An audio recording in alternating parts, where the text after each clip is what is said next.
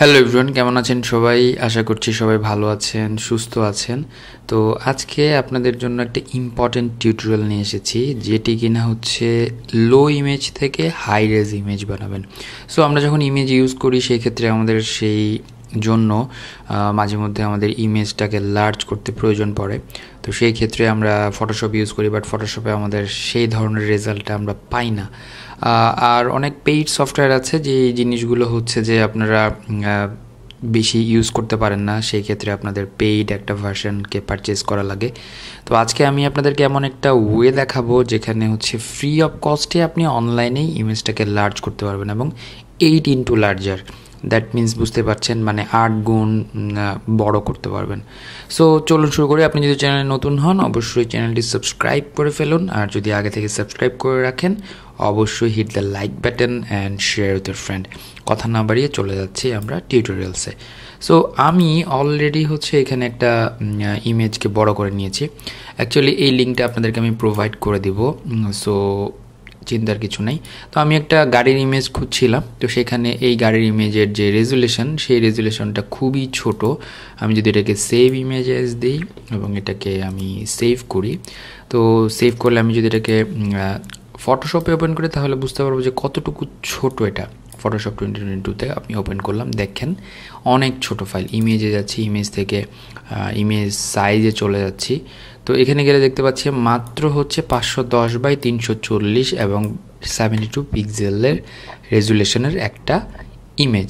But এটার আবার একটা বড় ছবি দরকার হতে পারে, যে বড় ছবিটা আমি বিভিন্ন ফেসবুকের পোস্টের জন্য ইউজ করতে পারি, আমি আমার ওয়ালপেপার হিসেবে ইউজ করতে, হোয়াট এভার ইট ইজ। তো সেটার জন্য আমাদেরকে চলে যেতে হচ্ছে এই ওয়েবসাইটে। তো এই ওয়েবসাইটে হচ্ছে আমরা লিঙ্কটা দিয়ে দিব।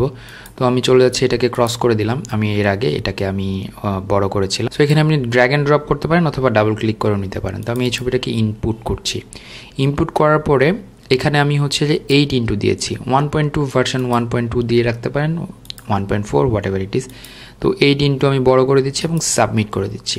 তো এটা কিছুক্ষণ সময় নেবে, কিছুক্ষণ সময় নিয়ে এটা দেখতে পাচ্ছেন যে এখানে লোড হচ্ছে। লোড হওয়ার পরে আমাদেরকে যে আউটপুট ইমেজটা দিবে সেই আউটপুট ইমেজটা কত বড় হয় এটা আমরা দেখতে পাবো। তো এটার লিঙ্ক আপনাদেরকে আমি শেয়ার করে দেব। তো দেখুন এখানে কিছু ডেমো আছে, এখানে কিছু অন্যান্য অপশনস আছে। সো এই লিঙ্কে গেলেই আপনারা কিন্তু এই জিনিসটা অলরেডি ফ্রি অফ কস্টে করে ফেলতে পারবেন। তো কিছুক্ষণ সময় নেবে, দেখতে পাচ্ছেন যে এখানে 40 সেকেন্ডসের মতো সময় দেখাচ্ছে এবং এটাকে প্রসেস করছে। দ্যাট মিন্স বুঝতে পাচ্ছেন যে এআই আসলে কতটুকু ইমপ্রুভ করে ফেলেছে। তো সেই ক্ষেত্রে আমাদেরকেও আপডেট হতে হবে। যাই হোক, এটা অলরেডি ডান। 45 সেকেন্ড এটা অলরেডি ডানের পর্যায়ে। সো এটা একটু আমরা ওয়েট করতে পারি। তো এটাকে হচ্ছে যে আমরা ডাউনলোড করব, এখান থেকে ডাউনলোড করে এটাকে আমরা সেভ করে নেব। তো এখানে আউট নামেই আসবে সবগুলো। তো আমি এটাকে 1 2 3 দিয়ে সেভ করব, তা না হলে আগেরটা রিপ্লেস হয়ে যাবে। সো এই ছবিটাকে এখন আমরা কি করব, একটু ওপেন করে দেখি কি হয়। Open within a Photoshop.